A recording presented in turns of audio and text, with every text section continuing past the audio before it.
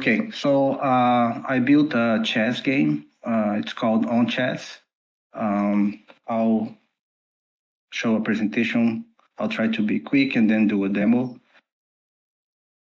So about the features of the game, I have plans to deploy on base. I implemented a few different time controls, which is the chess clock. I did support for ERC20 bets. More on that on the next slide. And I did a simple bridge for the tokens. And as a future improvement, I have a lot of things on the board. For example, session wallet, so we don't have to sign every move. Smart wallets, which is the account abstraction. Paymasters, which is a way to sponsor fees, and other things that I have on my mind. About the economics of the game, it's very simple. The players bet ERC20 tokens on each game. Winner takes all, minus a rake. Rake goes to the house. And I still have to decide which token I'm going to use for the betting.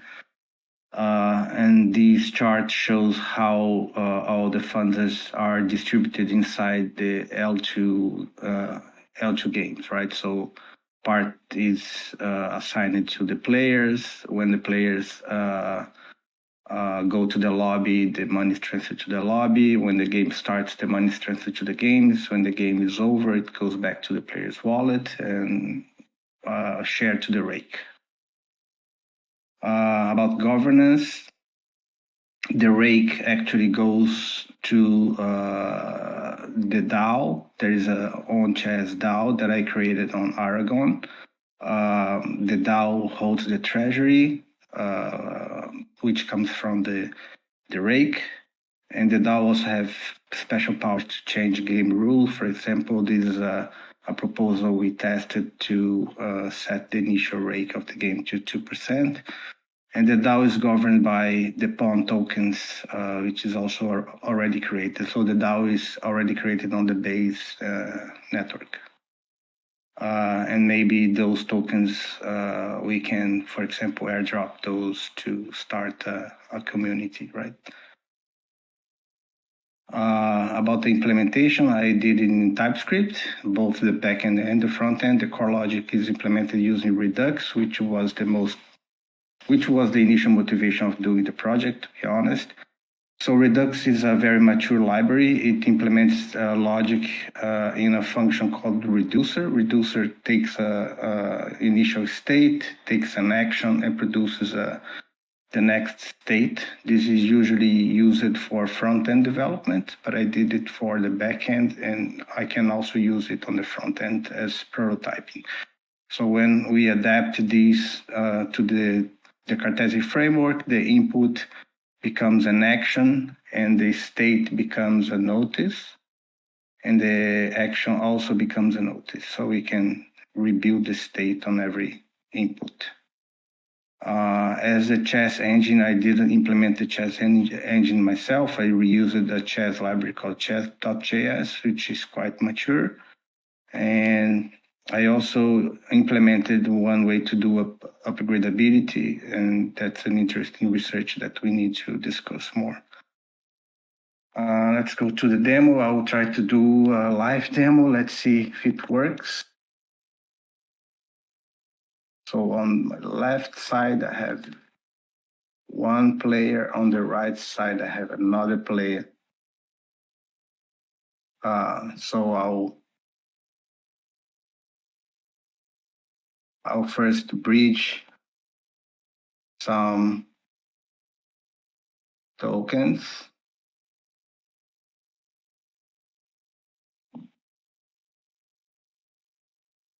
I'm approving the tokens and then I'm depositing those tokens.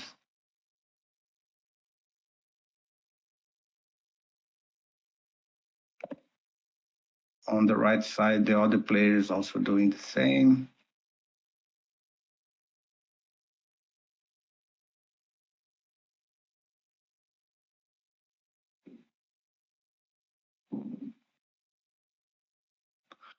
You can see that I bridged the 10,000 tokens here. Now I'm going to the play page. I will start the game on the left. So the player is waiting for an opponent. On the right, I'll do the same. So when we create a game, I can choose how much I want to bet and what's the time. The time control. This is a 25 minutes game, and this is the opponent rating that I can set the range against who I want to play with.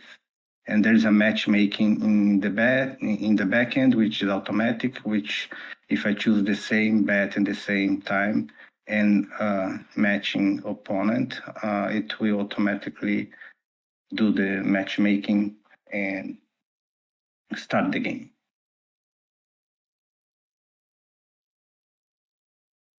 So here it is. So on the left, so on the right, white starts. Let's say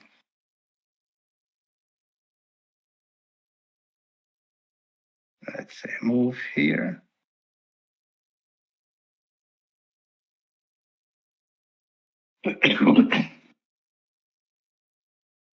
So it moved it here, it moved it on the other side. How is my time, Felipe? I think I have 1 minute left. Okay. Oh, your chess skills are getting criticized here, man. But I think you're gonna go for the shortest checkmate. Yeah.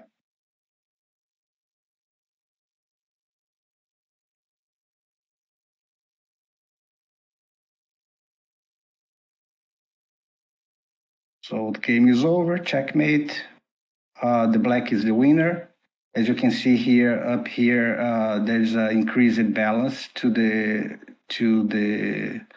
winner, a decreased balance to the loser. There is also a profile page that you can see, very simple, that we can see that the ELO rating, which we also calculate, the ELO rating of the winner goes up, the ELO rating of the loser goes down. There is a stats, 1 loss, 1 win, and that's it.